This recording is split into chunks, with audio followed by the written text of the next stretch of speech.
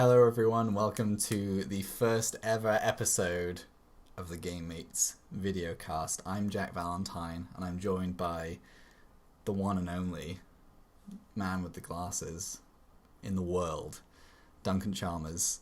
Thank you, Jack. It's nice for you to notice what truly sets me apart from the rest. Yeah. This is going to be weird because this is the first time we've done this.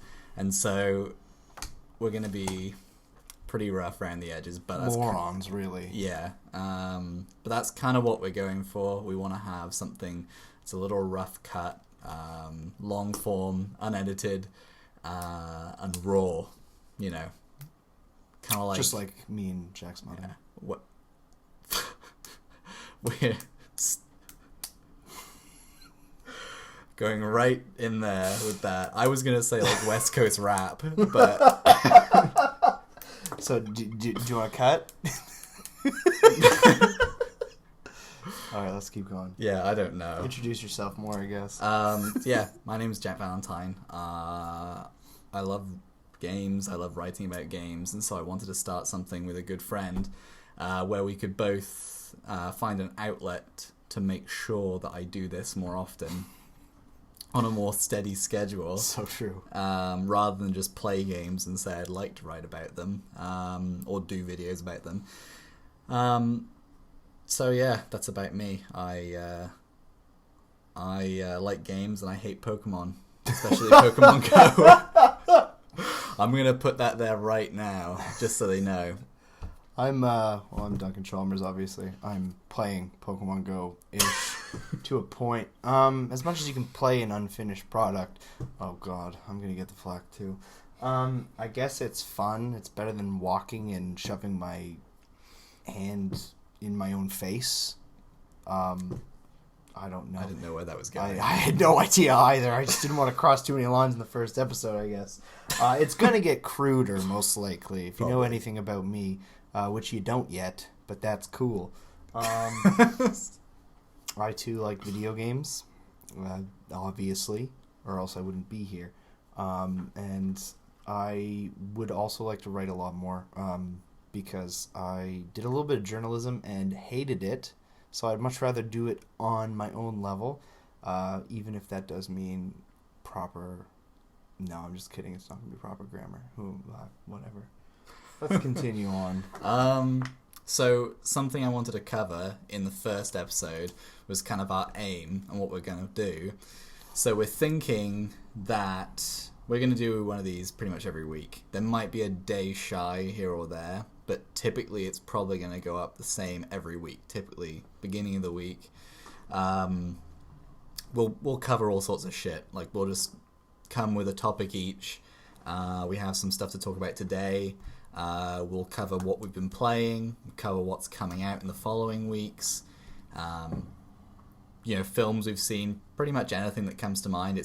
We're going to shoot shit, just have a chat, really, and that's about it. What we're planning on doing in terms of outside of YouTube, we're hoping to live stream between us at least once a week, whether it's on Twitch, from PC or Xbox One, or straight to YouTube if I'm live streaming from my PlayStation. Just give you like a fairly steady flow of content. We're pretty much always playing games, so we'll just share that with you while we do it. And if you don't like it, fucking jog on. And also back to the writing that we both want to keep doing. We're hoping to have 2 things a week at least. To begin with, whether that's a review or just an opinion piece from stuff we're playing, from either one of us. Or just me ranting like a buffoon. Yeah. It happens. Like you do. And that will go on to our blog spot. Now, I have one established already. We're probably going to change some naming around and stuff, but there's already some content up there, and I will probably provide a link in the description to this video, just so you can go there right now and check it out. I think the last time I posted on there was when I played the Division beta. Oh god, so that'll be a treat for you. 6 months ago now. And that's when we thought the game was going to be good. So we'll talk about that more in a bit, actually. Yeah. That was Ubisoft when they hit go on the servers. Yeah. Yeah, so... We can't stop it now! They know it's coming! We've been making this game for 6 years, but it's not ready. I don't think it was ever going to be ready for me. Piece of shit. So that pretty much covers that. We have a list, but like I said, this is going to be very kind of up in the air show. We'll kind of... I was going to say take it as it comes, but I really don't want to say that. We'll figure it out. Yeah. There. That sounds better than that. Something we are going to do at the beginning of the episode is just say, what's up? We're going to start a pen count. Yeah. We're just going to do something called What's Up. Plays of the week, what we've been doing, and what we've been enjoying that someone, well, either one of us might not have been playing this week. So I'll start with you. What have you been playing this week? Destiny, Pokemon Go, Destiny, and Destiny. Right. That dirty loot grind is finally what I wanted it to be. I am one of the biggest Diablo 2 fans out there, and I'm finally getting at least close to the same satisfaction of playing a video game. It only took Destiny a couple of years to do it, but at the same time, you look back on Diablo 2 launch versus what we got in, let's say, 1.7 patch. Yeah, massive differences, and that took them a lot longer. So I'm more than happy to continue on at this rate, unlike a lot of impatient gamers like myself in a lot of cases, which I'm sure I will contradict myself in several times here, but let's keep going. What about you, Jack? So, I mean, I've been playing Destiny with you. Yeah. A bit. Yeah, that was a loaded question. But, yeah, so I've never played Diablo 2. Destiny was one of the first grindy kind of games I played, because I never really played Borderlands when that was the thing. I'd never played Diablo ever because I never had a PC that was anything, worth anything. And I think, we're going to talk about that later because it is a topic that you brought to the table about the lead up to this next expansion. But I get where you're coming from. Where now I just kind of fell out with multiplayer games recently, and when it comes down to wanting to play with friends, it's a passive enough game that I can hop on for a couple of hours and just play the bounties and do your little things. But then it's also quite satisfying as like a collector's game now because I'm getting all the exotics and I'm getting those unique legendaries. So that's what I've been enjoying about it. But other than that, I have been playing a tiny bit of Adrift because it kind of finally came to PS4. I like it alright so far. It's one of those games that I can imagine looks a million times better on PC. It looks pretty good on PS4, but not that great. And Hitman, because I finally got on that train, and I think it's a fucking smashing game. I was skeptical because of the episodic release pattern, but it's fantastic. If you As want a concept, I really like the whole episodic thing. Yeah, no. So I didn't think it was going to work well at all, to be honest. But I think when you look at it from what it is, which is this sort of stealth sandbox game. They drop you into these levels and then they keep updating them every week with elusive targets and different challenges to do. From that standpoint, I really like it. And I mean, I've already replayed the second mission in Italy, which I know everyone it's kind of universally accepted as the best one so far. I've done it 3 or 4 times now, and every time I do it really differently. And I feel like there's still, when I look at my challenges complete on the tab, I think I've only done like 60 out of 130. It's like there's still so much more for me to do in there. So I think it's fantastic so far. But yeah, that's pretty much my week. We work full-time jobs, so you only get so much time to play video games. Yeah. So moving on. I'm going to check things off here because I know that otherwise I'm going to kind of forget where we are. So we've both brought a couple of topics today. We're moving really quickly, actually. I didn't think we'd be moving that quickly, but I know this part. It's going to take like years. Yeah. Well, that's what I want. So for sure. We both brought some topics. The main thing I kind of wanted to bring to the table this year, being the first episode and it being almost the end of July, or halfway through July, I think it's a good time to do a year in review. So far. So far. 2016. Glass half empty edition. So it's 2016 is such a bizarre year for games because you've had I gotta stop clicking these pens.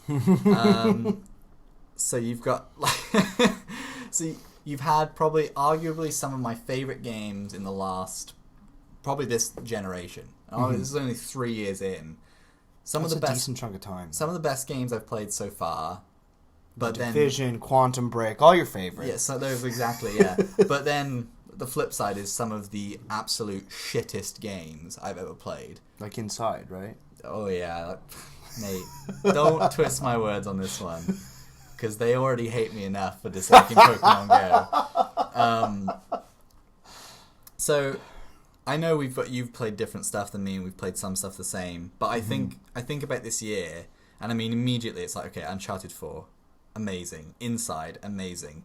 I loved Ratchet and Clank. Honorable mentions like Firewatch, Doom, the new Hitman, Dark Souls 3. Like there's a lot of great games, but there was games that had this immense amount of hype behind them. Again, I know this happens every year at this point, so there's just no point getting excited for them anymore.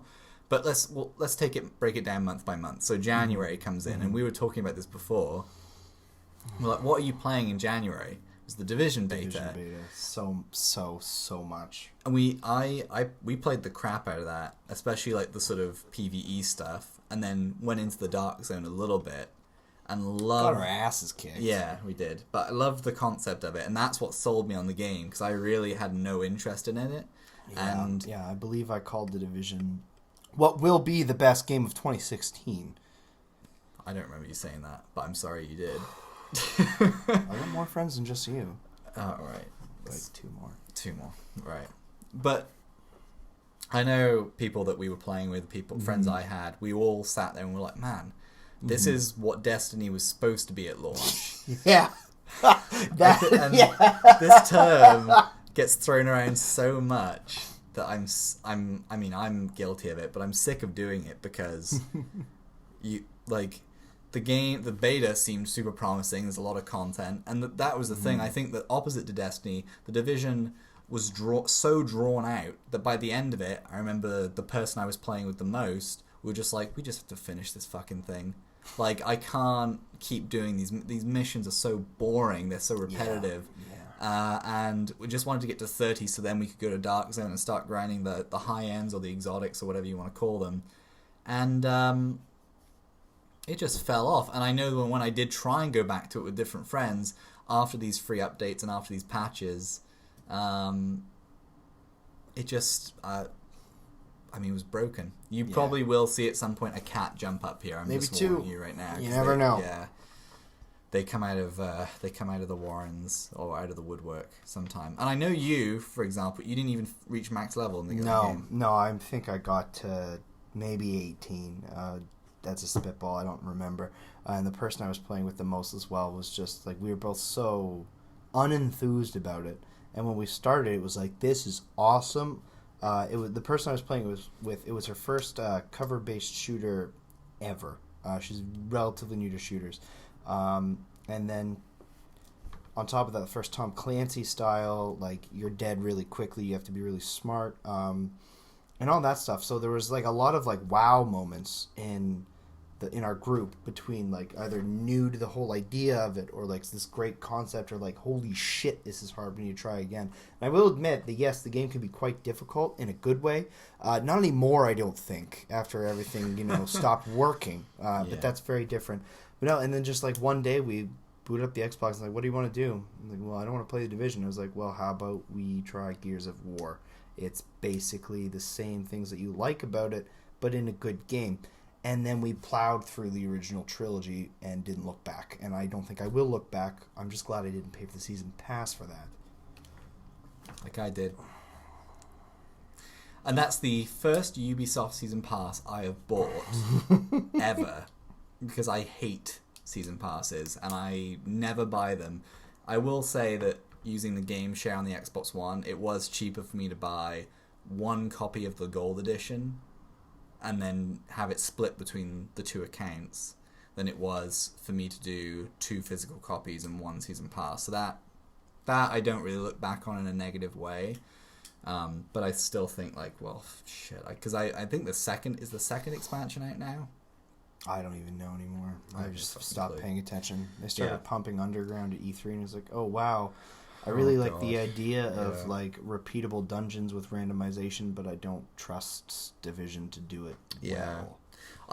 That's a game that I think about us getting on again, and I feel like it would be worth it one evening in the dead of winter when we're like, hey, I kind of want a wintry feeling game, because I know that affects me a lot of the time. But that, having said it, like this year, I know it's almost perfect because like Skyrim Remastered's coming out, and I'm probably gonna buy it and then wait till the snow's here to play it. Little babies finally get some mods. Yeah, yeah. Well, I want to get it on PS4 though, and it doesn't. I don't think they can make.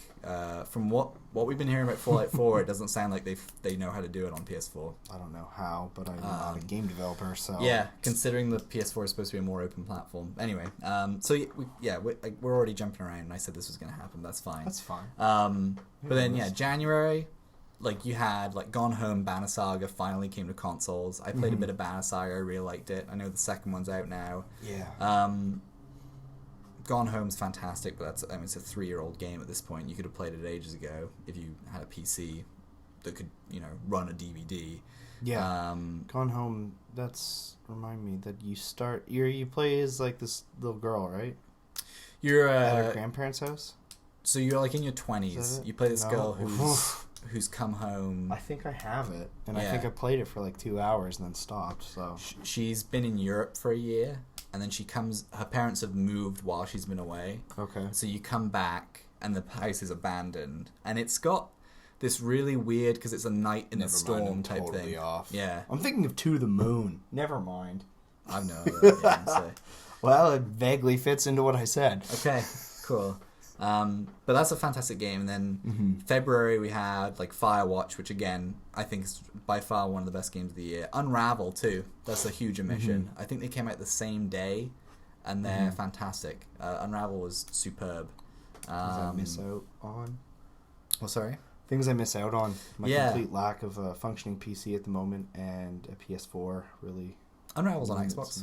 Is it? Yeah. All right, maybe I'll spend some money. Yeah, I think it was on sale not long ago. But that was great. And then at that point, I remember saying, we were talking about what was in February. There was literally Far Cry Primal. Yeah, and technically I got it on March 1st, but whatever. That game was interesting because I really love the concept of really dumbing things down in the form of only really having a handful of weapons. And then I thought at first that I'll really have to rely on thinking things through, and then I proceeded into the first proper cinematic in the game on PC, and I was getting 6 frames a second and then never fixed itself. So Ubisoft, you're going great this year so far. It's probably a good thing that you skipped Assassin's Creed, because you might actually skip proper Assassin's Creed because Chronicles came out. But yeah, you might witness a complete lack of faith from your, let's call them a fan base. Cult. Nice. Yeah. It's really disappointing because like my roommate was playing it on PS4 and he said, he was really enjoying himself to an extent. I mean, as much as you can in a game that's so sandbox collectible and all that stuff. Because I feel like I'm compulsed to do everything in games like that, and he did as well. That was his major comment on it. That being said, it was a risk. It was a different concept, and that was why I bought it. Because the last Far Cry game I played, aside from a little bit of, I think it's Instincts on Xbox 360, I only played that multiplayer, and that was kind of fun. If that was the one, or maybe it was Predator. I can't even remember. There was Far Cry Predator Instincts. Was that I think it was one, or Far Cry Instincts. Was that on Predator. like the original Xbox, or was it on the 360? So I think it was an original Xbox game, and then they made it for 360 as well, because it fell into that awkward transition period. Yeah, that this current generation cannot get out of for whatever reason. I think if it's the game I'm thinking of. I remember when I first got into Xbox Live, and there was a demo for literally every game, and I downloaded the demo, when a friend was over, because it was just a multiplayer demo, not a single player. Yeah. And it was fucking wank. That, like, you just ran around and, like, you had super speed and stuff. Yeah. It was Yeah, that was, I remember playing that in good friend Sebastian. In his basement. We played a lot in his place for, like, one afternoon. I think he probably rented it or something. It was before that's a very old sentence now. Yeah. I went to Blockbuster to get a video game. Oh, it was Roger's Video every time. Okay. It was the closest one. I see. But then, I mean, I've, like, Far Cry is one of those games that, like, I didn't get it, because the year before, when 4 came out in November of 2014... Which worked much better from what I understand.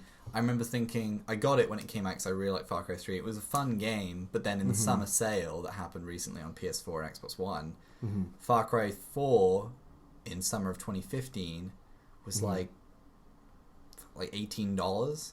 So I just was like, okay, well, I'll get it then. And I waited for that to happen this year, and it was still like $45. So I don't know. I'll wait, and then I know this Christmas they'll probably have sales on it again. I might finally pick it up. But at the same time, I'm in this pit with any Ubisoft title now where I don't care about the story, and the sandbox is fun, but it's the same with Assassin's Creed. I look at the gameplay and I'm like, okay, it would be fun to parkour around. That's true. But I don't have any desire to actually experience this story. Like, that does not interest me in the slightest. Yeah. So that's where I'm kind of at with that. I always jumped around and collected everything in one city in Assassin's Creed and then said, holy shit, what have I done with my last 10 hours? And then never started again. Yeah.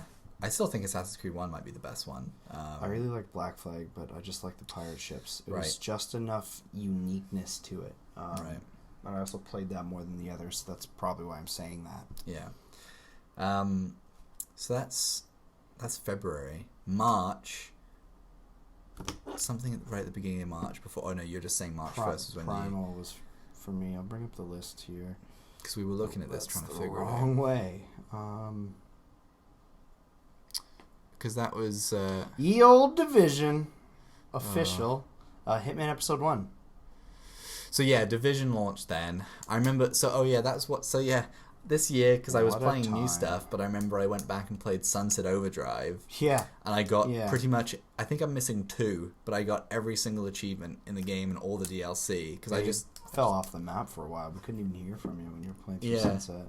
But yeah, then pretty much Division, and that month was... That month both was like the rise and fall Division. Like, it didn't really outlast the month. No. And then the following month, into April, is pretty much when I went back to PS4 quite a bit, because Dark Souls 3 came out, and Ratchet and Clank. But Quantum Break. Mate. The game that... that game is good. Like, there's a good game under there. I just don't... I don't know where that game's supposed to exist, because... You've got a not very good TV component to it, which didn't... They I need this light out of my eyes. Oh, you just pulled the... First experience with Duncan Chalmers in competition. No, there's the silver one. Oh my god, don't yank it like you're going to pull... Okay, maybe it is the white one. God damn it. Just one part of it. Ah! Wow. This is so easy. God almighty. Look at that. I got it. Is that actually helping you at all? Yeah, it's not hurting. I had you to shade me, so I didn't really notice it. Yeah, it was like... I just realized because of how much closer you are, I look so like I'm like a tiny person.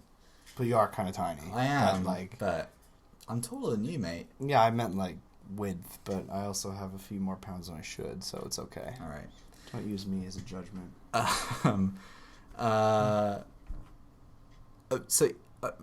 Quantum Break. Thank you. Really Thank you very much. Allegedly. Decent shooting mechanics. The time powers are just kind of like... Not so much time powers more than they are move very quickly and make a shield around yourself. You don't do cool shit like rewind time. Like, I think Prince of Persia is a more interesting time manipulation game. That's really depressing. Yeah. and that came out in 2002, or whenever it came out. But I just, I don't know, like the gameplay, like you had Sean Ashmore and some like noteworthy actors. The guy that played, I think his name's like Aidan Gillen, the guy that plays Littlefinger in Game of Thrones. He's the antagonist in it. He's cool, and Lance Reddick is in it, and that guy is cool. He's got a good voice. He does. But apart from that, it was really just like, okay, I don't know. The story, and what's his face, Dominic Monaghan. I can't even remember anything about that game anymore. He's Pippin, or Merry in Lord of the Rings. One of the little people. Do you want me to phone a friend on this? No. Like, you know she knows everything. The Hobbit. The Hobbit, one of them. Merry. He's the one that, Pippin and Merry, they're always... Yeah, I know who they are. Okay. Like, I just don't know the He's actor's not that name. short in real life. That makes sense. Yeah, he's taller in this film. That's in good. this game. Shit. What have you done? Didn't they try and sell it as a cinematic masterpiece experience? Yeah, it wasn't. So... I didn't miss much then. Remedy are an odd studio. They have something cool there. If they do a sequel to it, I think it could be really good. But I think I would rather see them make a good Alan Wake game before doing Quantum Break again. I think there's more potential with Alan Wake. But anyway, so that was Quantum Break. Dark Souls 3, Ratchet and Clank, I think were good. Did you play anything in April? No, like I'm looking through this list, and I believe that this is the year that I've spent the least money on video games so far. I've lost a lot of hope in almost everything. I almost bought a PS4 on hype for E3, but then I was like, why don't I just wait for a Neo? Oh, that fucking Star Fox game came out, didn't it? Did you play it? Fuck no. No, but like there's Guard, which looked stupid as all hell, but then Zero, I've been watching some gameplay lately, and I'm like, maybe I'll buy it if it ever goes on sale. I've heard it's dog shit. I've heard that it's okay at best, and I've heard considering eating dog shit is okay at best if you're starving, but it's yeah, still... that's probably true. There's probably a decent amount of nutrients depending on what you feed the dog. I don't know. I really wanted a good Star Fox game. I remember talking to an old boss of mine, and every single time that we would talk about video games, I would mention how much I wanted a new Star Fox, and then we got one, and I didn't pick it up. And I think that says a lot about my faith in the industry more than anything right now. And I don't want to be that cynic. I don't want to be that guy, but you just can't help it. It's not very... that being said, we're moving into May, and faith was restored with this incredible pair of games and an incredible expansion pack. I mean, I only played Overwatch, but that's all I goddamn did in May. It's just so... it's great because, like, I suck. I absolutely suck at shooters now. Every time I go into Iron Banner and Destiny, I would rather cut my dick off, I think. But Overwatch, like, it doesn't make me feel like a piece of shit every time I die, unless it's Tua McCree, but I guess he's fixed, and that's fine. Yeah, they cut his dick off. Yeah, they essentially did. Yeah. It's no longer high noon, or if it is, you're still dead. So yeah, Overwatch was everything that I needed it to be. I bought 2 copies of it. That's the first time I've ever actually done that, unless I was buying something as a gift. I bought a copy on Xbox to play with Jack and a couple other friends, and I bought it on PC to play with people who never actually pick it up, plus one friend who I've been gaming with for over a decade, and we just have perfect chemistry. We're getting married next week. Oh, God. May... Well, for me, yeah, May was good. I was a little later on the Overwatch. I think we must have been into June when I started playing Overwatch. Probably, yeah. I was when did it come out? The 20th? The 24th, so close enough. It came out on my birthday. Cool. Some friend I am. Yeah. Didn't even remember. I'm sorry, but my eye, I don't know what the fuck's in it, but it's so itchy. You know, I've been trying to figure out, like, should we be looking at the camera or each other? Like, we're doing 50-50. I'm really confused. I like kind of just, like, look like we're having a conversation. But then, I mean, if you want to look at the camera too, but then it's when you're on the... Oh. Fuck. But then I always, by accident, then get self-conscious that I'm doing something weird and will glance at myself. And so... I just have more experience on the camera, so it doesn't really matter too maybe much. When you're a porn star. Yeah, that's what it is. They call me Needle Dick. That's going on the internet. So May was before I got Overwatch, obviously Uncharted 4, which I think is mechanically, visually, like on a technical level and a storytelling level, one of the best games I've ever played. I don't know, when it comes down to the subplot or the general plot of the game, where before, Nathan Drake goes to find a treasure. The plot of this one being, Nathan Drake reunited with his long-lost brother, go in search of this treasure they've been hunting their entire lives. That storyline of them as brothers was the best of them.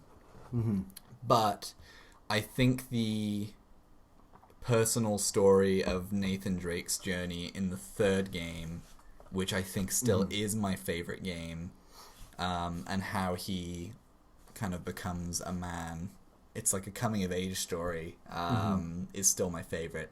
Because I don't give a shit what anyone says. The second game is not the best one. The third one is probably still... The third one trumps the second one.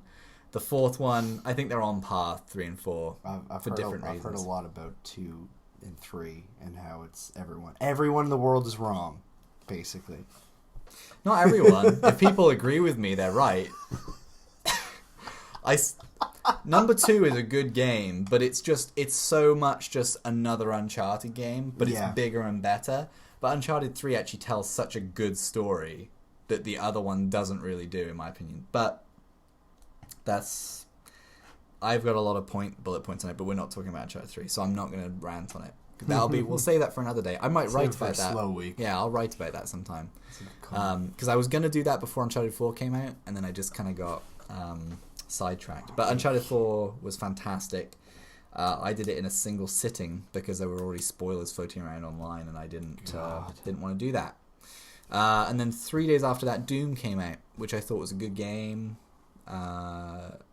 Really kind of dug into the retro shooter feel. Played through it once and just kind of was like, okay, I'm probably never going to go back to this. Well, that's really all you can really expect from it. I wasn't going to play Overwatch, and then I saw you playing it one time, and then I was like... Yeah, okay. My Lucio moves. Yeah, that's what that, and I mean, I like the game. I want to play more of it, but I don't know what happened. I think it was just... We had some bad nights, and then I just didn't want to... steep learning curve, and I'm not good on twin sticks anymore. Yeah. So it's really hard on Xbox for me, personally. Yeah, I'm good as Junkrat. Yeah, so is the whole world. He's a fucking... Is it? Are they? He's super OP. Well... the internet's going to crucify me for saying that now, too. So he's OP? Yeah. It's just because he kills me every time, and I can't counter him, so... It's probably a me thing, but... Yeah. June's been pretty fucking shit, though. Like, you've got Mirror's Edge bollocks... Yeah, and you went. At least you got a good statue out of it. But I like Faith. Yeah. But I don't care about little girl Faith that they tried to make me care about in this game. The first game was so good. It's like one of the purest. And that's one of I never played a dice game before playing that game. I thought it was so good. Like the mechanics were so solid. Oh, what are you gonna do in Mirror's Edge Catalyst? Let's just change the perfect control scheme that works so well. Oh, will it make what do they do to it? I don't have a controller around. So you've got your Xbox controller, left analog stick, and then left bumper is jump, left trigger is slide or duck, and then right bumper was do a 180 turn, which worked for when you were wall running and you could tap it and then turn and leap off the wall. But then right trigger was just mash to attack. But they tried to make a more complex combat system where now right trigger... What does right trigger do? Oh, right trigger does this thing where you can boost and launch yourself faster rather than having to build up speed. But they brought combat down onto the face buttons, and it's what's the point of that? Because I'm trying to aim and look with the analog. And it's a stupid decision. For a first-person game, it didn't work, and I didn't...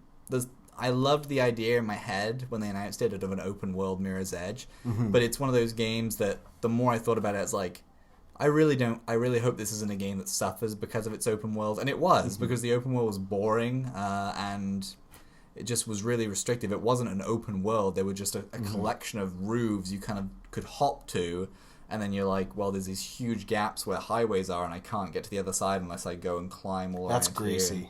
Yeah, it wasn't a true open world sandbox. No, but it allows them to say it. Yeah, exactly. But then Witcher 3, Blood and Wine. Mm-hmm. I think that was before Mirror's Edge It was, came out. but we kind of skipped it, and I know that you've been adamant on it being. I think it's the best. I think it's the best. One of the best games of 2016, and it's a fucking expansion. Yeah. Because that team. I saw a really funny thing on Reddit. A coworker showed me a couple of days before it came out. Because the trailer for it was like, this is like a full-fledged game that you're seeing in this trailer, and I can't remember what the meme was, but it was like a picture of a Call of Duty expansion. It says, when they make you pay for a map pack and call it an expansion. Yeah. These guys make you pay for an expansion, but they're giving you a game. They're selling you a game. It's like I don't even know how many hours I put into Witcher 3. Probably close to 300 at this point. Over the course of the last year and a bit that's been out on Xbox One. And then I played some on PS4 too, because of course I did. Since Blood and Wine came out, I've probably put another 20 hours into it. And I know that's what they kind of quoted. I was almost at the end of the story, but I got stuck on the final boss because I had built my character in a way that really didn't work to fight him. But there's still so much for me to do in terms of monster hunts and stuff. Like, I'm really not close to beating that game. It's fantastic. Yeah. June had that great disappointment for me in Mighty Number 9. I had that pre-ordered and then never picked it up. Luckily, I had a physical copy pre-ordered. Mostly because, I have access to the internet now, so I use other people's opinions instead of my own. That being said, I think that was universally viewed as the best case with Mighty Number 9. I'm glad I didn't spend any money on it from what everyone says, which sucks because I didn't play a ton of Mega Man when I was younger. But what I did play was really fun. I did a lot at my aunt and uncle's house because I had an older cousin who had just what to me felt like every game ever, which in reality it's probably only like 10 or 15.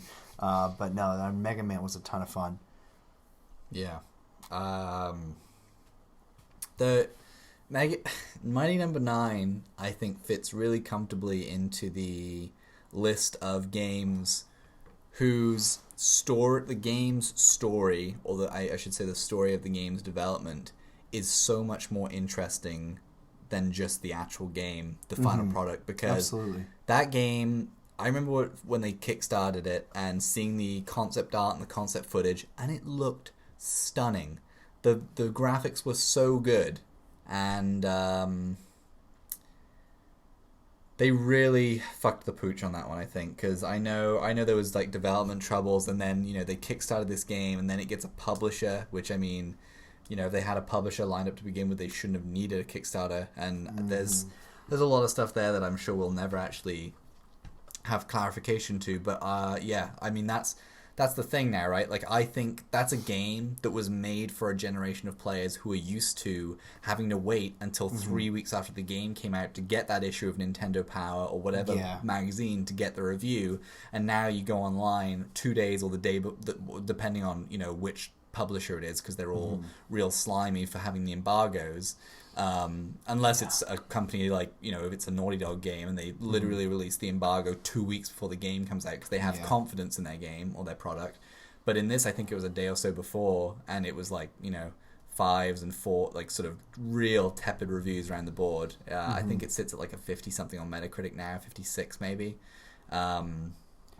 Part of me wants to wait until it's on sale and spend like $10 and then hope, but even like $10 and hope, like, it's not a lot of money, but it's like $15 American. Yeah, I follow.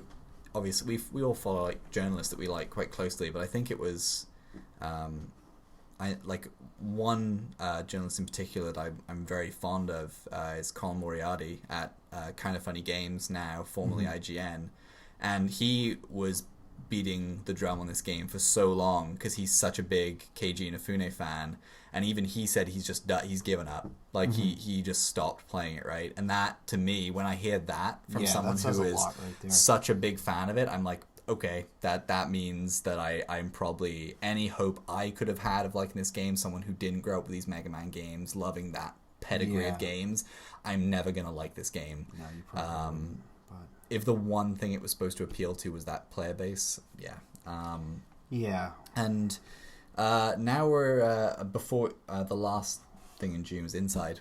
Yeah, and you could probably talk for longer than the game was about how amazing it was. So. Yeah, I still, that's a game that I think, because when we watched E3, we were all sort of in a party watching it together. That's a really good time, actually. Yeah, I would definitely want to do that again. In fact, next year I'd probably just have an E3 party. I was going to say, we should just put it on TV, book a couple days off. We'll get Sebastian on Skype or something. Yeah, and then, right.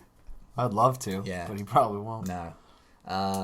But yeah, we should do something like that. That would be great. But like, I remember when the Microsoft conference, when it came on the trailer, I said, this game better be coming out in a fucking month. And it was it was like 2 weeks later. It was so awesome. I was so happy about that. I could hear his jaw hit the floor when he got a release date. I've been excited for this game for a long time. And it, I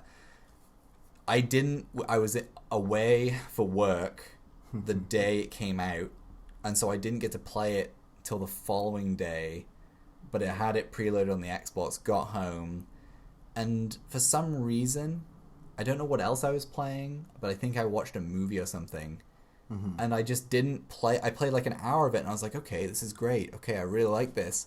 But then I didn't really, I wasn't aware that it was a game I was going to be able to play in like 3 hours. Because if so, I would have done it in one sitting. I think next time I want to go back in, do it in one sitting, and then I actually want to write about it. Because it blew my mind. I didn't get the secret ending, and I know there is one. I just got the regular ending, which, you know, the motion stops. You have this kind of still frame with just, you know, the end kind of scene still in motion. The camera backs away and the credits just start rolling quietly, and I just sat there like, this just, it blew my mind. And I know I'm reading online about a lot of people who really like, they don't see it. So I want friends to play it because I want to talk about it with people I know. But I just played it, did it with Limbo. I think Limbo's a good game. I definitely wasn't like next level fan of it until later, until I appreciated it more for its artistic merits. Yeah. Game as a platformer, for lack of a better word. What's alright? Game for grown-ups, for lack of a better word. Yeah, as a platformer, it's cool, but then it's really when you dig into the sub-narrative of like the idea of like the, you know, abusive childhood and these kind of weird things that tie in there. Like it's interesting, but Inside respects your time. It's cut down to into a shorter format than Limbo. The art style is stunning. Like, I've never felt so engaged in a 2D game that I can only move along one plane. And Limbo would make you go back and forth quite a bit. Where Inside, I felt like I was constantly moving forward, but I was really engaged in that. Whether I was being chased by some dogs and men in masks with flashlights in the woods, or slowly making my way through this, like, underwater facility, like, it's a startlingly good game, and I think that if you have even a PC that is half good, play it now. I think that's one of the few games that, or like myself, like I would have preferred to get it on PS4 if I could have immediately, but I'll play it now on Xbox. That's fine. It's worth it. It's a fantastic game. But has anything come out this month? July. July is weird. Oh, I just said, yeah, so... I'm Setsuna? Well, yeah, that's so... we'll talk about that in a little bit, because that's like true. Next week's releases. We're gonna do a piece pretty much at the end of every episode. It might get switched around a bit where we talk about upcoming games for the following week that the podcast is going to go up for. And then... But what did I... Yeah, so this past week Adrift came out, and that was this Friday. Before that, I don't think anything really came out. Nothing that caught my attention enough to talk about, clearly, because I can't remember. Yeah. Yeah, I'm pretty sure that was... I'll bring that list that was it for again. game I closed releases. it because I thought we were done, and then we forgot. Yeah. You're into August there, aren't you? Yeah. Necropolis. Don't have enough of an opinion because I haven't played it. Monster Hunter, same thing. Monster Hunter and Necropolis, I know our friend Sebastian's playing a lot of. He likes them. Starbound's getting an official release. I can't remember if it was been moved or not. It was originally slated for July 22nd. Yeah. But I mean, there's no point in talking about Starbound because everyone has access to it. That's what came out. We Happy Fucking Few. Pokemon Go. Oh, yeah. We Happy Few is getting early access as well, which I'll wait. I don't want to play an experience like that until it's fully slated. Well, I read something interesting about it the other day. I guess it resets every time you play it. There's no saves in it because the idea they said is they want you to have. It's not procedurally generated, but there's so many avenues that you can approach things where you can choose to fall back into the, take your happy pill, and you can go to different areas of the game and then choose to stop taking your happy pills, or you can stop taking your happy pills right at the beginning. The game might only last you like 2 hours. Apparently it's very weird that way. But that's appealing though. That game looks really cool. What they showed at E3 was cool. Great little concept of a game.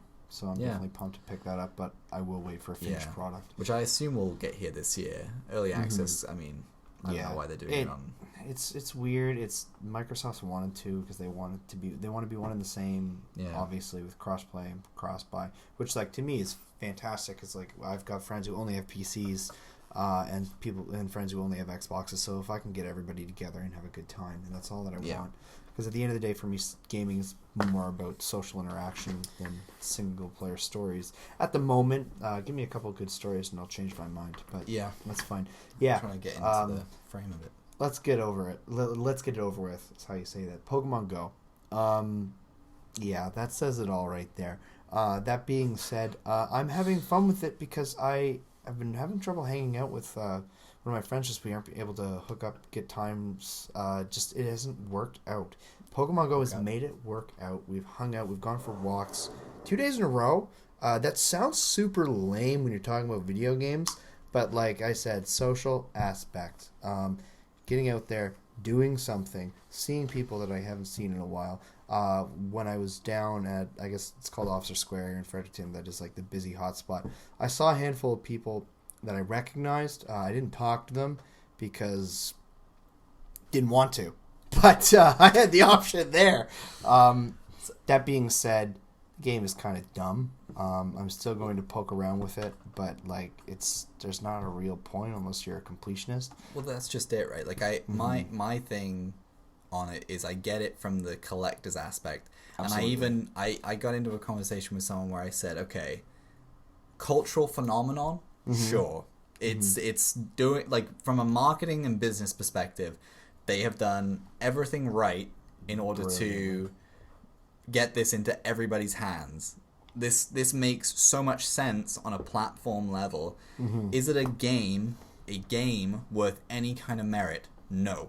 It's an app. No. It's not a video game. It's less of a game than Journey, and I'm not opening up that can of worms with Jack. Yeah, you don't want to. It's people seem to forget that geocaching was a thing before fucking cell phones were a thing.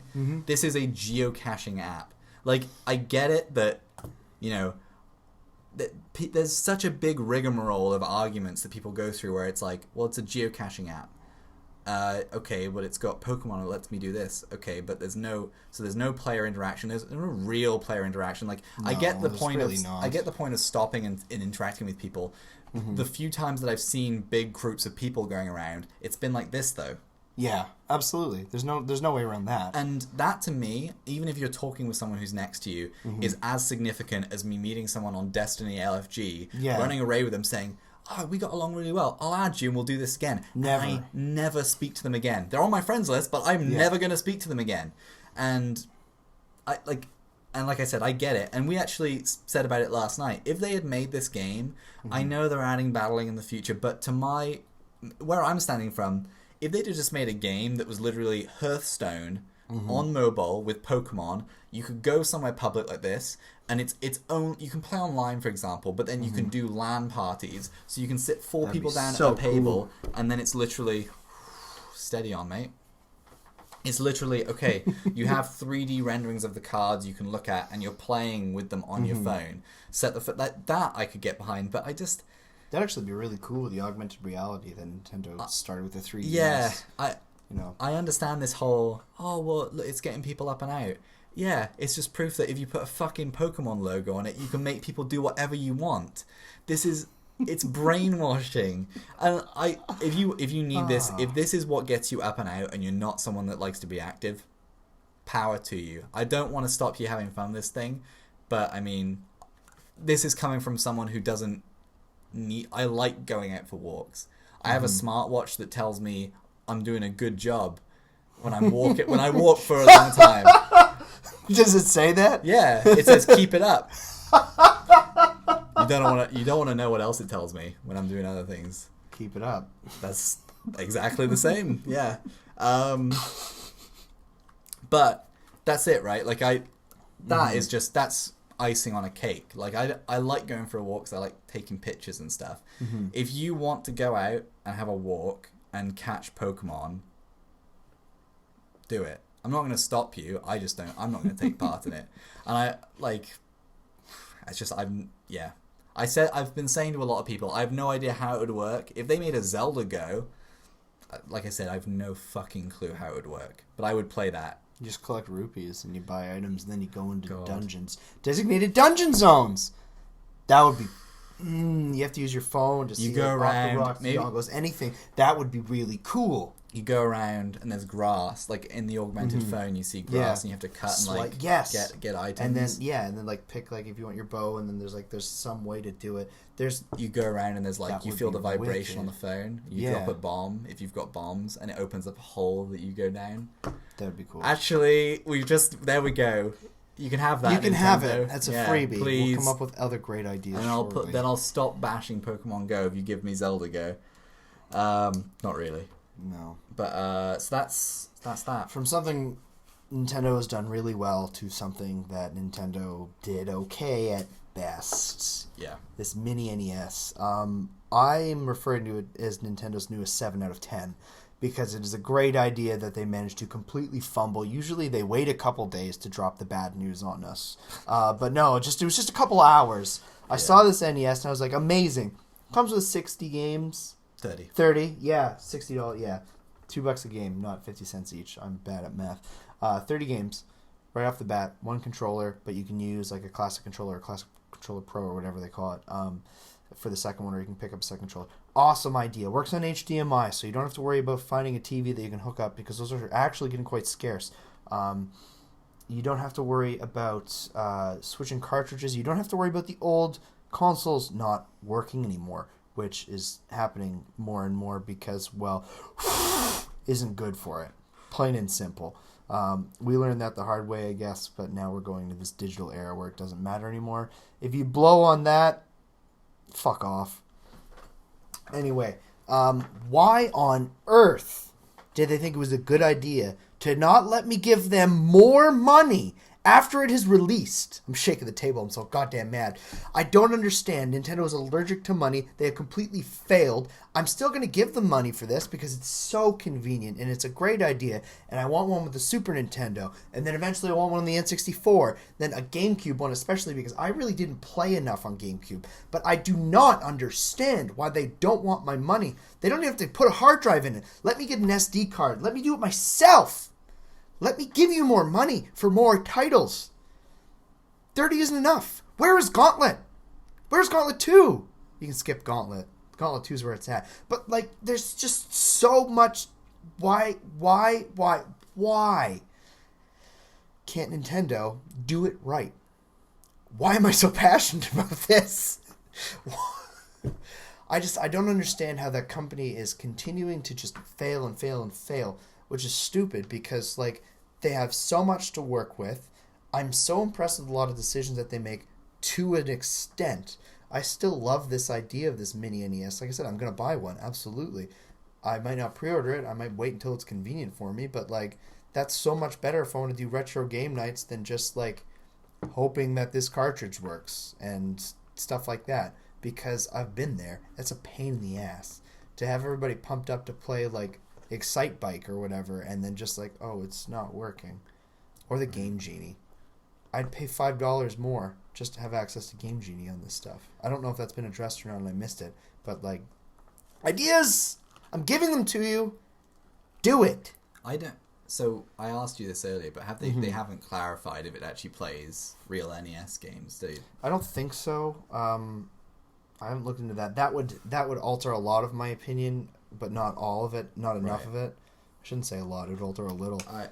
I'm gonna Google it. There's a huge demand for this because I've already heard a bunch of people that are just really, really interested in this. They're obviously passionate about these games. I don't know what you're talking about. Huh? I don't know what you're talking about. Yeah. I'm still red. Yeah. But I just... It's one of those odd things where, like you said, they really just do... No, it can't. Yeah. Okay. So they really just hate money. And actually, to that note, there's something else that I don't know enough about this, and I don't really care about the NES enough. I know, well, it's like I said, it's important to some people. I do agree that it just seems like it's this huge omission of like why they're missing the market. I think they're missing the mark. I don't think they understand what they're doing anymore. No. But, I assume you know about this Pokemon Go watch thing they're doing. Mm-hmm. It's $29.99 in the States, so I assume like $40 in Canada. Mm-hmm. But I think to myself, okay, so it's a little watch that probably Bluetooths to your phone and alerts you. Why in the sweet fuck is there not a device that's literally a stripped-down smartphone with a Pokédex shell on it that Bluetooths to your phone, uses the data off your phone, and then that it's dedicated to running Pokemon Go. So your phone stays in your pocket, and this thing has like a huge battery on it that lasts forever, and you run Pokemon Go off that. And you could put a $150 price tag on that. And I don't even like absolutely. Pokemon Go, and I'm telling them to do this. Exactly. But people will buy it. They'll eat that shit up because they love Pokemon. And I just... Anyway, that's... But to your point on the mini the mini Nintendo, it's just one of those things, really. I feel like it's... they've got so many things on their plate at once. With the NX that we still know... fuck all about. I hope they know by now. I hope that's me too, because past worrying about what they're doing with the console. I really don't want to have to. I'm never buying a Wii U again to get. You don't have it. No, I don't. To get Breath of the Wild, because there's nothing else that would make that makes a Wii U even remotely worth it. I might play through Super Mario RPG again before I sell my Wii U, but I don't use it. Yeah, I use other people's substantially more than mine.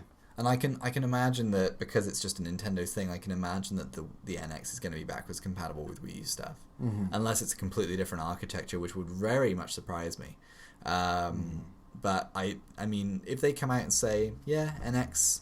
Breath of the Wild's a day one game, they've pretty much got me anyway. Oh, absolutely. But then if they have something else in the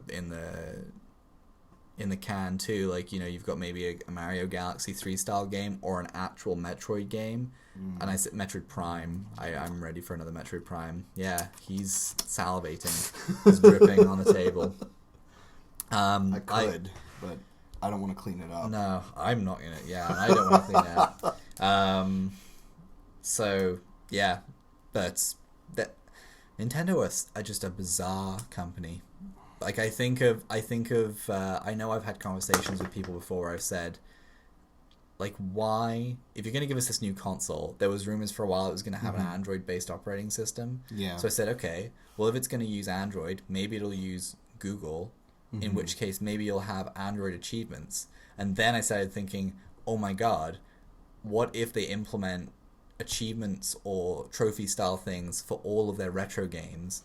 I will spend a solid year just playing Super Nintendo and N64 games for achievements. Oh god. All the Zelda games, I will play through them obsessively to get achievements. I would lose you and Megan for an entire year minimum.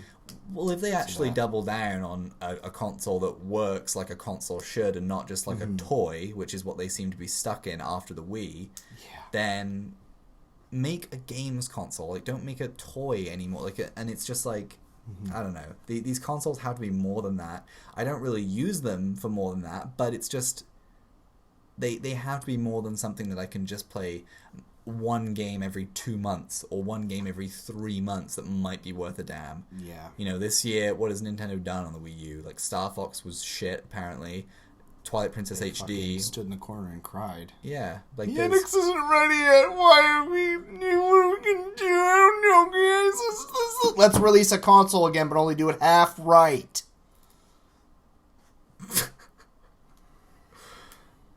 That was very scary. It's a hate out of love.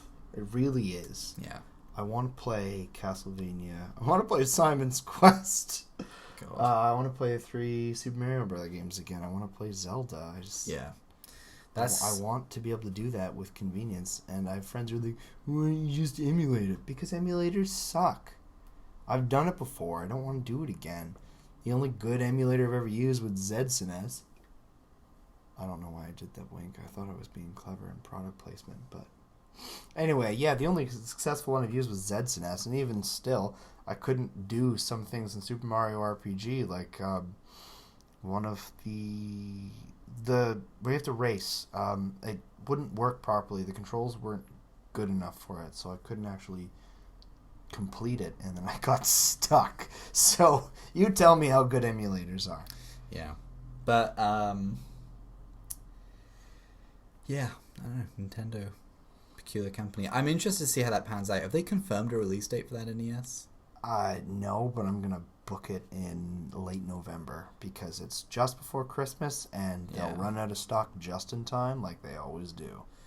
Meaning, like 2 days after they come out, and they'll say, "Oh, you mean like you mean we made this product that people want? Oh, I'm sorry. Surprise. Oh, amiibos? This product we designed to be popular. People want them." Yeah. I'm really glad I didn't get into the amiibo phase. I got a couple. I have like Zelda stuff. I have got that Night Shovel Knight still in the box. #mint. He's gonna be worth something someday. He To better who? be. I don't know. Well, no, I mean, there's probably maybe He was one of like 3 in Fredericton. it'll be worth something to somebody in Fredericton one of these days. No, that's something I'll take with me Oh yeah. far. I will go far in life with that Shovel Knight. Taking his shovel. Thank him in your Oscar speech. Yeah, I'll take him up there with me. I'd just like to thank Shovel Knight for staying in his box and being fucking quiet all these years when I was alone, crying in the corner at night. It's better than talking to you. That'd be fucking Yeah. weird. And I can't imagine what kind of voice he has. When I see him on screen, all pixel art, I think I don't know what I think. That Shovel Knight as an amiibo, James Earl Jones. I was going to do a Mickey Mouse Or Neil impression, deGrasse but never Tyson. mind. Neil deGrasse Tyson. Yeah. Anyway, do you want to move on? Yeah. To our final like scheduled topic? Yeah, I do. So you have brought some Destiny to the table. We are going to be in some turbulence. I don't know how well that's going to be picking up on the mic. So Me neither. Let's move on. So Destiny, The Rise of Iron, is coming out September the something, 11th, 20th. I wanted to say 13th or 20th. Do you have it? Where there? is it? I don't know. I got an article because there's a really nice quote in here by Dave Tash. Hello, that's Cat. the cat. Fucking cats. September September the something. Probably at the bottom. Go right to the bottom. September the umpteenth. Go up a bit, mate. Come on, mate. That's the wrong number. It's 250,000 viewers of their Twitch stream. What a surprise. People want to know When the about fuck Destiny. is Rise of Iron coming out? The internet mostly wants to know so that they can rip into it. Okay. So I'm just going to get to my point. Jack's going to get that number, which really in the end of the day doesn't matter, but we should know it so that we look like we know what we're talking about. I guess we'll be more prepared for round 2. There we go. Yeah, Mike Tash said, was it Dave? It's Dave Tash, isn't it? Wow, I gotta write this. Anyway, so, quote, if Vanilla Destiny was a best guess And the Taken King was a reassessment. And then Rise of Iron will be a statement. And to me, that really... I really like the way that that's worded because, yeah, Vanilla Destiny, I only got into it because the Taken King was coming out again. September 20th. 20th. Okay. There we go. We need our own Fox fact checkers right over there doing this heavy lifting for us. But yeah, Vanilla Destiny for me was kind of bland. I didn't have very many people to play it with. I had one at the time, and then Jack a little bit before we were like actually friends. Yeah. Yeah. And then I don't know. Like I got through the main story and didn't want to do anything with it because I was disappointed in a low level and didn't understand how to play the game after that. And then I did kind of slowly figure it out. Then just stopped caring. But then because I got the collector's edition, I got the first 2 DLCs. I popped in to finish those missions and then pop right back out. And then my friend bought an Xbox One because he looked into Destiny, loved the loot grind aspect of it, and then he hyped me back into it because we reminisced about those incredibly hot summers playing Diablo 2 late into the night because it was the only hour that we weren't sweating to death. And just, we would always start new characters. Every summer it was like a ritual. We would start a new character and just go and try and get perfectly developed characters in Diablo 2 over the course of a summer, which sounds doable. If you haven't played Diablo 2, that's not enough time. You basically need to dedicate 4 hours a day for 6 months in order to do it, unless they've changed things radically. I've never done Uber Trist for reference. But yeah, he got really pumped on Destiny, and he was going, like, he pre-ordered Taken King because he wanted all the content at once, and it didn't make sense to buy Destiny before that. And then it went on sale at EB for $10, and he was like, "Yep, I'll be right back," and haven't looked back since. I'd take temporary reprieves from Destiny for the Division, whatever else I'm feeling. I was playing Dishonor for a while. You were getting into that, weren't you? I was, and then I just got really mad at my PC. Dishonor was the only thing I could run, and I just don't want to game on a device that I know isn't working properly right now. I'll get that fixed eventually. But really, like, we all know the trials and tribulations of Destiny. I want to talk about Rise of Iron more than anything. I have really high hopes for this, and I have kind of specific hopes for it.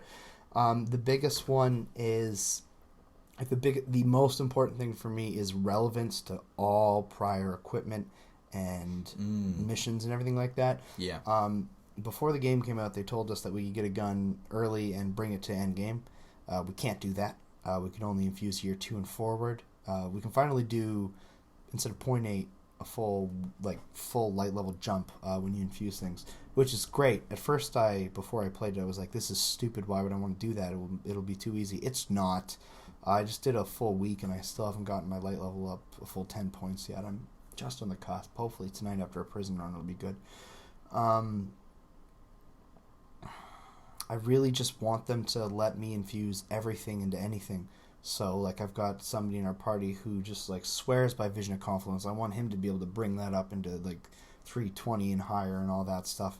Obviously, Iron Gallhorn's coming back, and we'll all have that. And that's, we all know how that would be effective in theory. Icebreaker, all these year 1 guns that were left behind. I wouldn't mind getting destroyed by the Last Word and Thorn at the same time in Crucible again. I say that because it's not happening right now, but as soon as it comes back. The thing with those guns is, like, and they've moved away from that some in year 2. Mm-hmm. And I like Taken King, okay, but I played a lot more of Vanilla Destiny, I think. Mm-hmm. Even though, and like Dark Below and stuff. And I just remember handing in those bounties, and then when the sub-screen popped up, get the exotic bounty, and like the Thorn was infamously hard. Yeah. Because of unless you're Sebastian. Or unless, pretty much if you're a warlock. Like, that was the only way of doing it. Like, if you were a hunter, you literally couldn't do it, because you could use weapons, but you had to do, wasn't it void abilities? I don't even think hunters could get it. I didn't attempt Thorn. So getting that was like, actually, Juju was cool. Invective was one of my favorites, But getting the Thorn felt like, wow, that was an achievement. Yeah, and then exactly. I know they have that now with things like the Chaperone, but I would like them to go back to more, I don't know, just story, like a story-driven, like the invective is a whatever you think of it gun. I think it's fun for PvE, but it felt like you were learning about that gun, and so I don't know. Like I to your point, the way you said, I like the way you put it earlier though, when you said how it's finally the game you wanted when it was launching. Yeah, like it's really taken 2 years, literally, but the game now is in a place where I can hop on a couple of hours a night or for an hour here and there. And I think I've just had to teach myself, because I spent so many hours year 1 and year 2 respectively. Like when Taken King came out, I would spend hours just on my own, and that's what made me burn out on it. And then when we actually did get online and we were going to do a raid, I was like, fuck this game. Like I don't want to play this. Yeah. But staying up till 3 a.m. with a group of 5 good friends, finally beating Oryx after weeks of trying. Yeah. That's what Destiny is to me. Before you call us scrubs, we didn't look up any guides. We wanted to be fresh, and we tried. It was over like 2 weeks that we made it up to Oryx. Yeah. And then we just couldn't beat Oryx, and so then we had a sixth come in and help us out, because we were just using randoms each time, weren't we? I'm pretty sure. Well, we had Nick at first, then he kind of faced. I know he's alive because I have him on Facebook. Right. That's it. Sometimes it pops in Xbox Live. He's focused with his own streaming stuff, which you know, he's doing something, so that's good. I just wouldn't mind hearing from him again. Hint, hint. If you ever watch this, I'm gonna shove it down his throat like he did with his stuff to me. Yeah, like I know people love King's Fall. I don't think it's nearly as good as Vault of Glass. Vault is fantastic. Yeah, super fun. It's there's something about it that's just so different, because it's weird and different from the rest of the content in the game in a good way. It's unique would be the good word for it. And it's not that the puzzles in it. King's Fall has the puzzles, but when I think of the puzzles, I'm like the totems. Yeah. And then War Priest. When we figured out War Priest, we felt like geniuses. God. Because I remember we managed to do it, and then the next week, Sebastian, Emily, and I had spindles. Yeah. And we went back in and did it. Oh, God, that was easy. It was like watching, just like he's just staggering over and over again, and then just his health just, like, just with our mouths just like... Instead of getting frustrated, you guys were like, I missed a shot. Shit. Yeah. That's a nice change. Oh, God, that's another thing. A new raid to just go and do blind. I know that, and that's so kind of focusing it back in on Rise of Iron. That is something I'm excited for. But having said that, I know the argument you could make is, well, Taken King only had 3 in terms of new strikes. Yeah, because it had Fallen Saber, Shield Brothers, not Omnigul. Was Malok? No, that was the free content. The Alakul, and then Shield Brothers. But then we got, Undying Mind and Dust Palace finally, which I had played Dust Palace because I played it on PS4 as well, but I never played Undying Mind, so that was cool. But and then like this one, I know they're only doing supposedly, is it 1 new strike, and then 2 if you count the exclusive. So on the PlayStation they're getting an exclusive, but we'll get last year's PlayStation exclusive strikes. So apparently that one's really good. Finally. It's I shouldn't say it like that, because the Taken King content, like all 3 strikes were really good. Yeah, we get the Jade Rabbit too. Okay. Sweet. But at the same time, that's the thing when you think like, unless they must be bringing that forward, because then for us it's like, oh cool, we get this gun that's like not even relevant anymore. So anyway. Yeah, the worst part about Taken King was, give us the promise or we'll blow the ship. Yeah. I'm excited to see how they expand on a narrative like that. I'm excited for the new social space. I'm excited for the new playable area. I just hope that I just want them to I just want to hear the words, if not all then most of the old content is being made level relevant. Because I know they're bringing back Sepix, and I'm like, all right, Sepix is fun, but where's my Fogoth? Just give me Fogoth. Like, that was such a fun strike to play. Like, it's... all the strikes should be leveled up. It should be everything. Yeah. They could make 2. They could make, like, what's the equivalent of 260 now with the newest ones. And then one that's hard as balls. Yeah. And it's all of them. Well, and if really not... cranked up. If not, make them... If not in the Vanguard playlist, then just make them Nightfall difficulty. Make them just really hard. I would also love it if they could... Like, on top of, like, the 3... I'd also like an exceptionally harder one that is built with 6 people. Now, I know that's probably a ridiculous amount of work, and it probably wouldn't pay off, but this is a wish list. I guess that's why they just call it, like, that's the raid, right? Yeah, exactly, but I'd like more drop-in, drop-out content for 6 people. Yeah.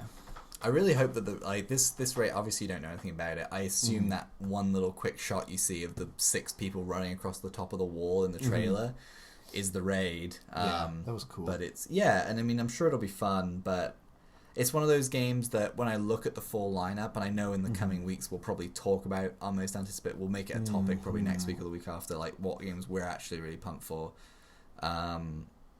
It's one of the few multiplayer things for me that I'm like, $40, I'll get that just because I'll play it with friends. So, yeah, that's... Here's hoping. Yeah. Now, I do have listed here No Man's Sky, but I'm almost thinking maybe we should save it for the following week. It's getting closer, so yeah, because then that's something else we can kind of talk about in the following weeks. Obviously, it's no secret that the game went gold. I am personally quite excited for it, and I am definitely going to be streaming it on release day, so keep an eye out for that. And we're going to move into what I'm guessing at the moment is our final topic for now, which we're going to probably finish every episode, which is this week in releases. So this week is kind of a weird one. It's kind of tepid. Today, Earth Defense Force 4.1. I have killed lots of bugs, but I just have zero desire to pick up another one of those titles. Stupid fucking games. Anyway, they're fun. I've never played them. Have you ever want to just mindlessly kill things that progressively get harder with friends? Play Horde instead. Yeah. But for $5, I couldn't say no to the right Steam sale. Tomorrow, I Am Setsuna on PS4, PC, digital.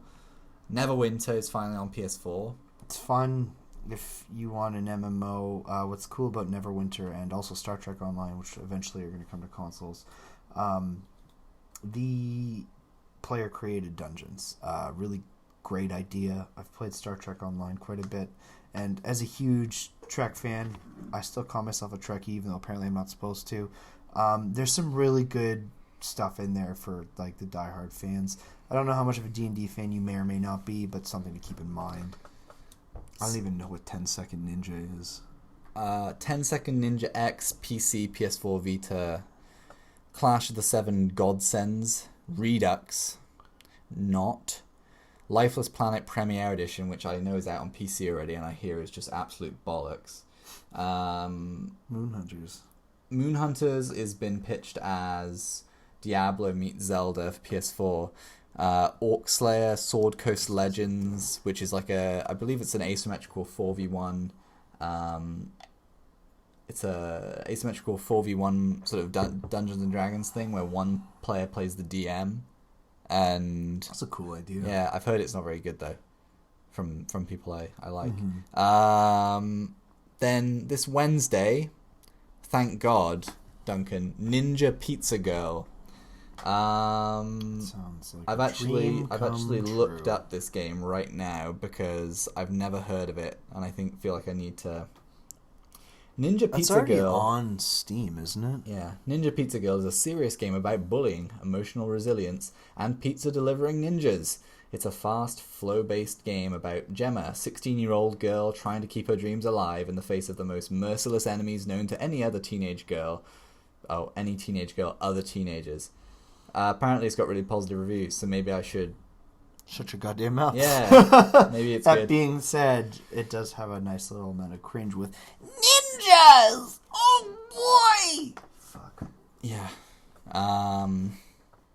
Obliteracers. I think No fucking clue. I think that the name on that one says no to me. Spy Chameleon. The name on that one says no to me. Spy versus Chameleon. Get rid of that. That's it. These are next Is it? week. Oh, it is next week. We'll do that. We'll do that in 7 days. Oh, man. Boom. What? Hyperlight Drifter. What? Yeah. I didn't know that was coming out then. Yeah. That's okay. Well, that's Yeah. pretty cool. Yeah, it is. Just found out Hyperlight Drifter's coming out. I've played a bit of it on PC. I really liked it. Mm-hmm. But I've been waiting for it to come to PS4. Fantastic.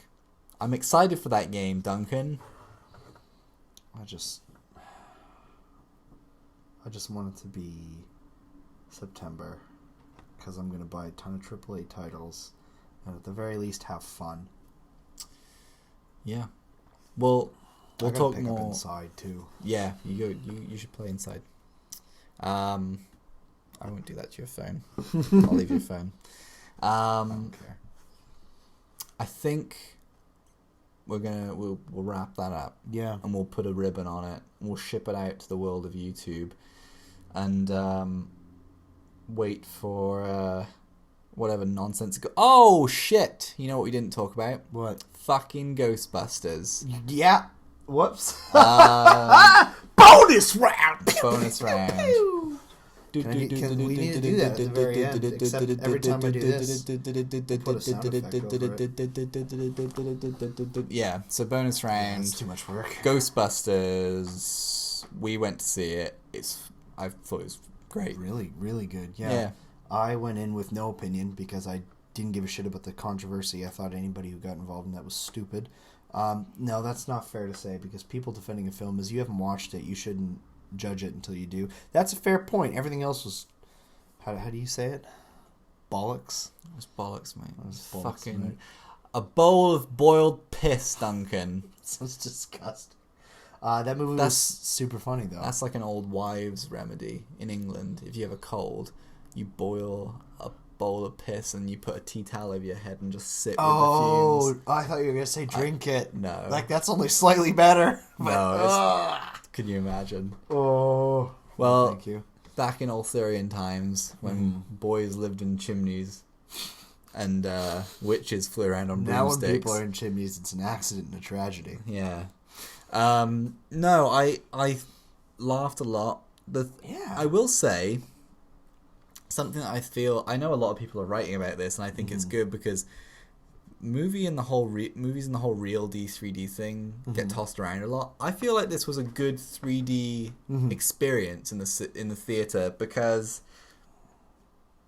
once the illusion's broken for the first time, when you realize the way they're doing it, it's cool. But then they continue to kind of one-up themselves with little ways that like the 3D effects just really are cool. And yeah, like I can imagine it being one of those films that still works really well when it's in 2D. But it did add to it. Yeah, it actually complemented the film and some of the more visually impressive sequences. But I like Paul Feig. I like or Feig. I'm not sure how you pronounce his name. I thought Bridesmaids is okay. I think Spy is fantastic. I still haven't watched that. But again, the only people I really knew were Melissa McCarthy and Kristen Wiig, and I think Leslie Jones and Kate McKinnon. Yeah, got a weird crush on her. Stole the show. They were fantastic. Yeah, no, I've watched SNL. I haven't watched anything in the last 2 seasons. I think, yeah. But either way, no, like seeing them develop and become who they are now, it's awesome. It's always nice to see SNL cast members get credit. Yeah. It was really entertaining because the film is very self-aware, but it didn't shove it in your face, and it just it didn't take itself too seriously, and it didn't try and live up to any expectations. It was its own thing, and it was basically, here is a movie, watch it, enjoy it, don't think too hard. and it was great for that. It was absolutely everything that I wanted out of a summer comedy. So yeah, watch I think it. that's the sort of thing if you want a summer fling movie that you can go to the theaters, one that you'll probably never buy on DVD or Blu-ray, one that you might watch again down the road, but is actually worth the theater going experience. I would say put it on your list. You'll laugh a lot, and it's just an Unless overall, you don't have a heart. Yeah, if you don't have a heart and you're an overall, sexist bigot or something like that, then you probably won't like it. Or if you But feel, if you're one of them, if you stop feel, fucking watching. yeah, if you feel like you have some kind of emotional attachment to the old film, like that was made for you, and this one's taking away. Maybe drive off a bridge on the way to see the new Ghostbusters, but go see the new Ghostbusters because it's actually a very good film. And on that bombshell, Duncan, my friend and colleague in crime and love, we'll call it a night. Yeah, I think so. I think we've wasted enough of those kind 12 viewers that we'll have time. Yeah. Thanks for doing this, Duncan. Thank you, John. And we'll commune next week for more antics. We'll come up with something. Sounds good. If anyone is watching this, leave us a like, subscribe, follow us on Twitter at GameMates, just at GameMates. It'll be in the description. I am at Crumpet Butterer on Twitter. I'm at Duncan Chalmers at Twitter. It's pretty plain. Yeah, which is fine. If you want to request some kind of content, I know a lot of people usually say, leave me a comment. It literally takes you about 3 seconds. You can tell me to fuck off. Or say, what's your favourite game? I'll tell you what my favourite game is. I was actually just going to ask, should we ask them a question? Should we ask like this leading in question and try and drive comments? My first thought was, what are you looking forward to for the rest of the year? What are you looking for in a relationship? Yeah. With me. No. What is the next big title that you're excited for? If it's one that maybe we'll do a semi-poll. I'll run a poll on Twitter if anyone actually gets it, and see if That Boy versus Slippy. That Boy versus Slippy. There you go. And That Boy will win. Another thing Nintendo fucking sucked at. Oh, you know what's going to appeal to the millennials? Dat Boy. We're Nintendo. We can't even write "oh shit, what up" I know. on a tweet, but we'll make this poll. So.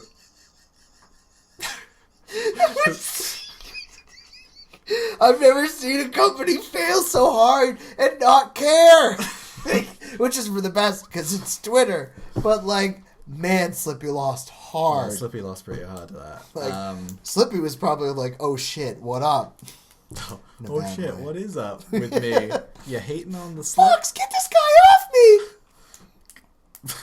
me! He's just there on his unicycle, going along. I'm slowly pedaling as well. following an R-wing. Yeah. Yeah. Until next time, it's been a pleasure. And let us know what you want to hear from us in the coming weeks. We're going to have plenty more content starting to come on a regular flow. Follow us on Twitter for any articles or things like that we're going to be writing or raving about. If you want to hear our opinions on something particular, leave a comment on YouTube or just tweet us. Yeah, that thing. Yeah, thanks very much for watching. We'll catch you next time. I don't know why I did that to end this I have episode. no idea. Goodbye. Fucking nerd.